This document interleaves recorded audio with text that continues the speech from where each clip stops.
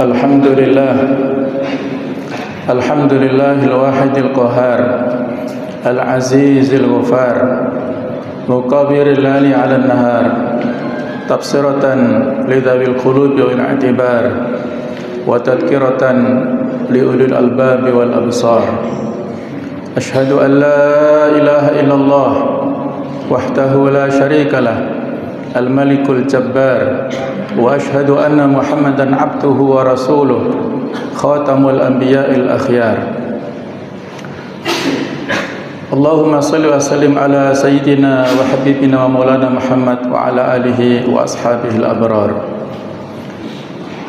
Faqad qala Allah ta'ala fi kitabihil karim wa huwa astaqul qailin Wadhkurullaha fi ayyamin ma'dudat فمن تعجل في يومين فلا إثم عليه ومن تأخر فلا إثم عليه لمن اتقى واتقوا الله واعلموا أنكم إليه تحشرون أما بعد فيا معاشر المسلمين رحمكم الله أوصيكم ونفسي بتقوى الله فقد فاز من اتقى وقد خاب من طغى Ma'asyiral muslimin rahimakumullah, marilah kita gunakan kesempatan yang baik ini dalam rangka untuk meningkatkan kualitas iman dan takwa kita kepada Allah Subhanahu wa taala. Dan khususnya pada saat ini, pada hari ini kita berada pada tanggal 12 Dzulhijjah yang masuk pada rangkaian hari tasyrik. Hari tasyrik juga disebut Yaumul Qarri, hari menetap. Karena pada hari ini para jamaah haji masih berada di Mina untuk menunggu menunaikan lempar jumrah. Pada sebagian yang mengambil nafar awal sebelum matahari terbenam tanggal 12 harus check out dari Mina. Tetapi kalau sudah melewati terbenamnya matahari maka harus menuntaskan mengambil nafar tsani. Mana yang lebih utama? Apakah nafar awal atau nafar tsani? Jawabannya adalah nafar tsani. Karena mengikuti yang telah ditunjukkan, dicontohkan oleh Rasulullah SAW dulu. Beliau mengambil nafar tsani tanggal 13 Dzulhijjah baru check out dari Mina. Hadirin rahimakumullah, pada saat Nabi sallallahu alaihi wasallam berhaji wada ada beberapa pesan nasihat yang disampaikan kepada kaum muslimin. Pada tanggal 7 Dzulhijjah beliau menyampaikan tentang prosesi manasik haji. Pada tanggal 9 Dzulhijjah beliau khutbah di Arafah, khutbah wukuf yang ini fenomenal. Kemudian pada Yaumun Nahar tanggal 10 Dzulhijjah beliau juga menyampaikan nasihat kepada kaum muslimin di Mina. Dan pada hari-hari tasyrik beliau juga menyampaikan pesan-pesan nasihat wasiat kepada kaum muslimin.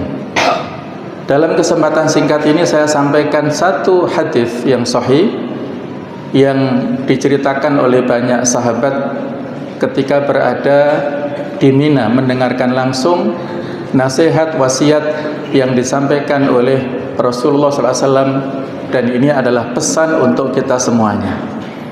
Beliau bersabda, "Nadharallahu mra'an sami'a maqalati."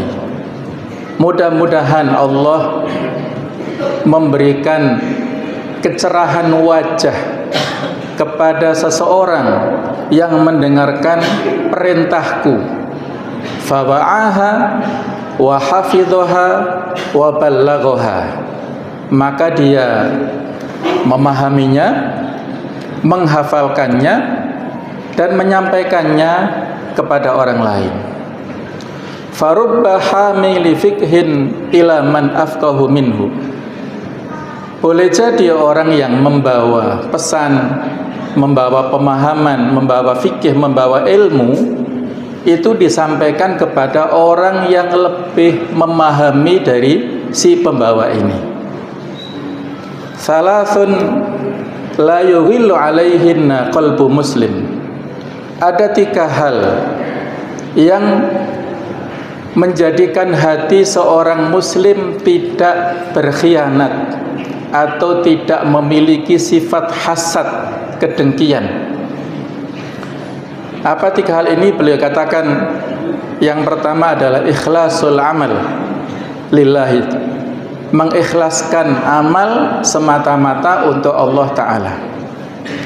Yang kedua, wa munasahatu a'immatil muslimin, saling memberi nasihat kepada para pemimpin kaum muslimin.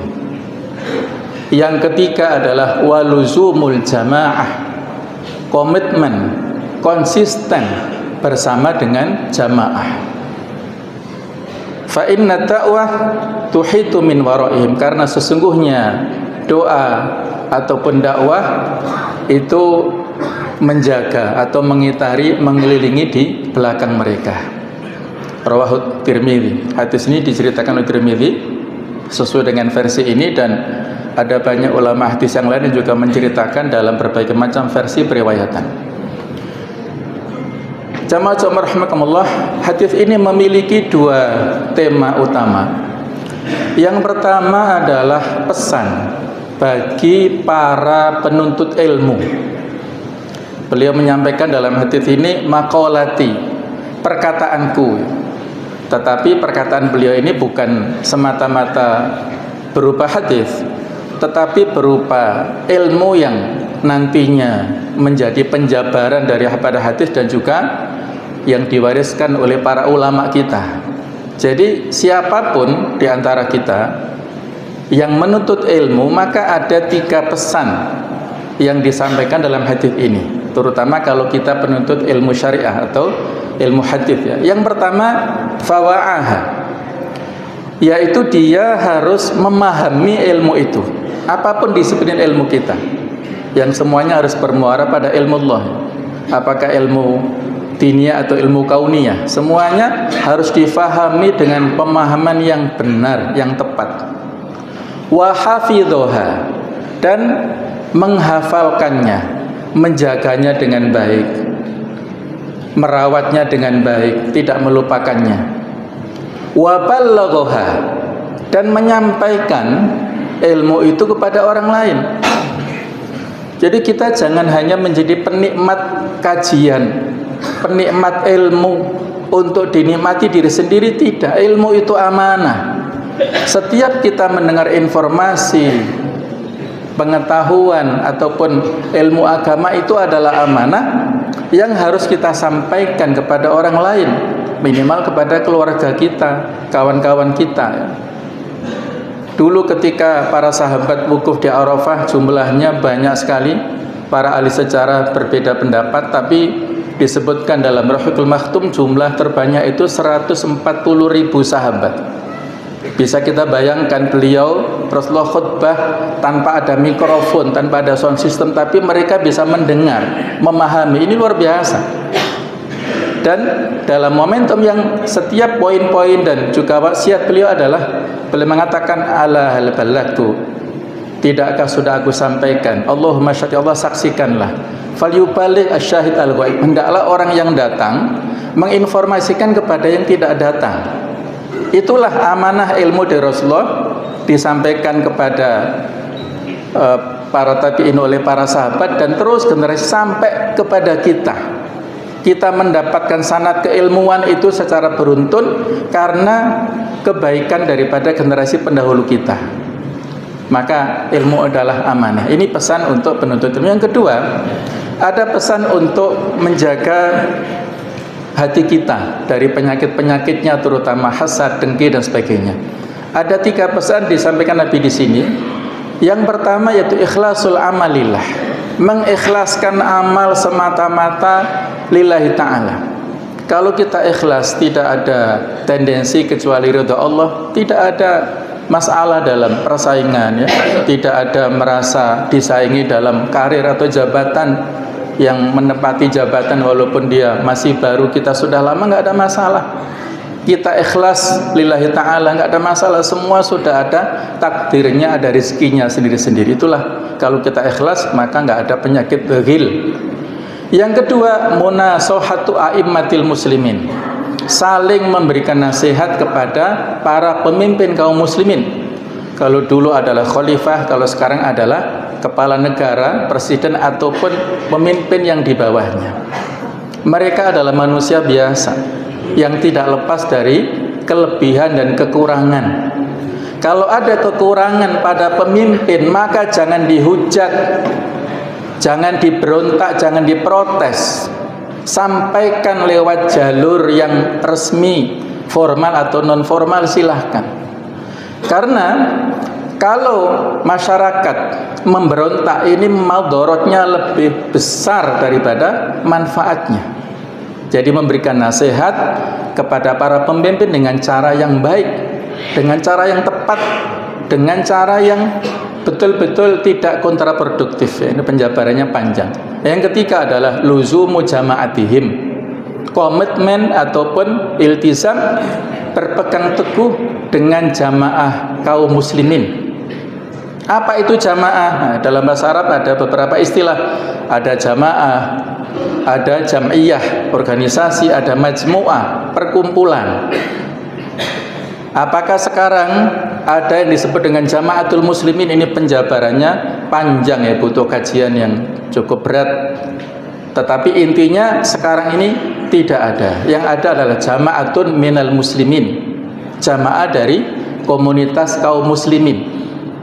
Jadi pada saat kita berada di akhir zaman seperti ini, Nabi sudah memprediksi ya, beliau berkumpul dengan para sahabat saat itu, melihat ada fenomena pada saat-saat berikutnya, ada perbedaan-perbedaan pendapat sesudah beliau wafat nantinya. Ternyata betul, akibat tidak beriltizam, berkomitmen dengan jamaah kaum muslimin ini, terjadi fitnah-fitnah besar pada zaman Khulafaur Rasyidin dan yang sesudahnya. Orang-orang munafik yang pura-pura masuk Islam, yang sebenarnya mereka adalah orang-orang Yahudi, berpura-pura berada di barisan kaum muslimin. Abdullah bin Saba menyebarkan isu supaya Ali ini diangkat, Ali yang lebih punya hak untuk menjadi khalifah. Adapun Abu Bakar, Umar ini adalah perampas khalifah. Utsman juga demikian, sehingga timbullah sekte Syiah setelah itu dari provokasi Abdullah bin Saba. Ada sekte Khawarij yang tidak puas dengan tahkim pada perang Siffin saat itu, karena dianggap menyalahi dengan dalil inil hukmu illa lillah, hukum itu hanya milik Allah, bukan milik manusia.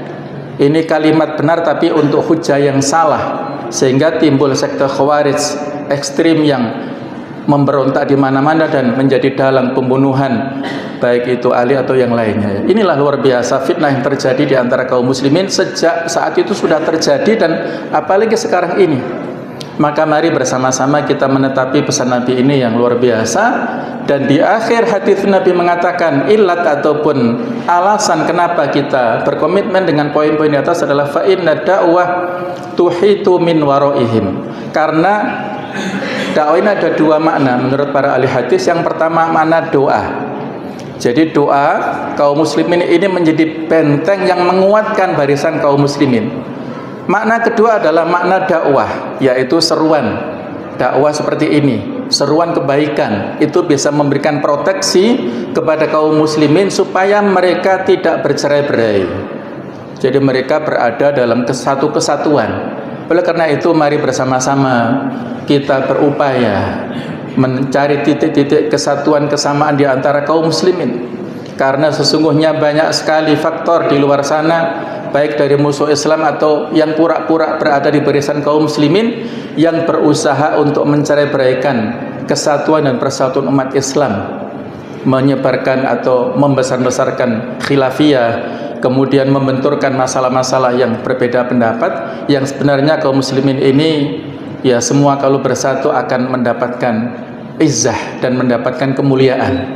Jadi inilah pesan-pesan yang disampaikan oleh beliau sallallahu alaihi wasallam, kemudian disampaikan oleh para sahabat, para generasi sesudahnya, dan sampai kepada kita, yang intinya adalah kita harus bersemangat untuk menuntut ilmu. Jangan mencukupkan diri dengan yang selama ini sudah kita miliki ya. Latar belakang apapun kita, apakah kita yang dari pesantren, apakah dari pendidikan umum, semuanya kita harus terus belajar dan belajar. Tidak ada kata berhenti untuk belajar, memahaminya dengan baik, menghafalkannya dan menyampaikan kepada orang lain. Kemudian poin yang kedua tadi adalah kita untuk menjadikan hati kita ini selamat dari berbagai macam penyakitnya, maka kita hendaknya mengikhlaskan niat kita selalu terus menerus.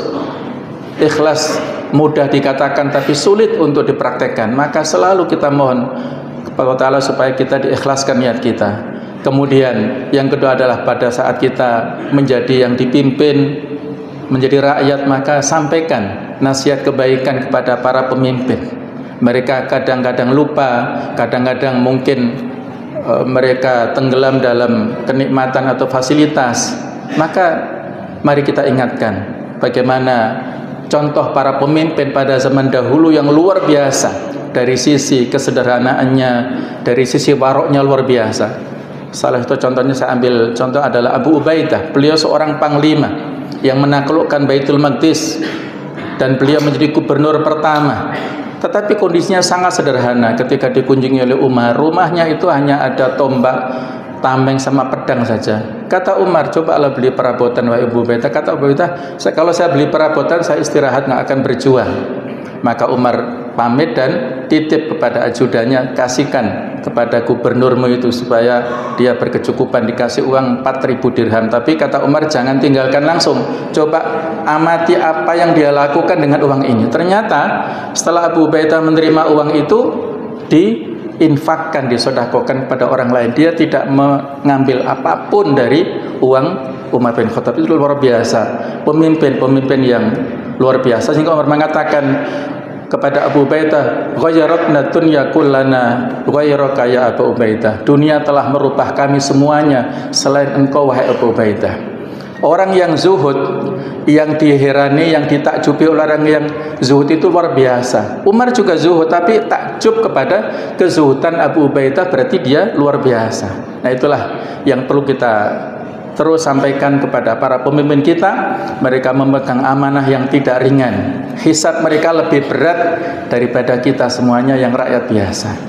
Mudah-mudahan ada manfaatnya dan mudah-mudahan kita istiqomah dalam kebaikan, terutama dalam menjalankan ibadah-ibadah mahdhah kita selalu dalam hidayah Allah Ta'ala sampai husnul khatimah. Barakallahu li wa lakum fil Qur'anil Karim wa nafa'ana wa iyyakum bima fihi minat tilawati wa dzikril hakim wa taqabbala minna wa minkum tilawatu innahu samiul alim.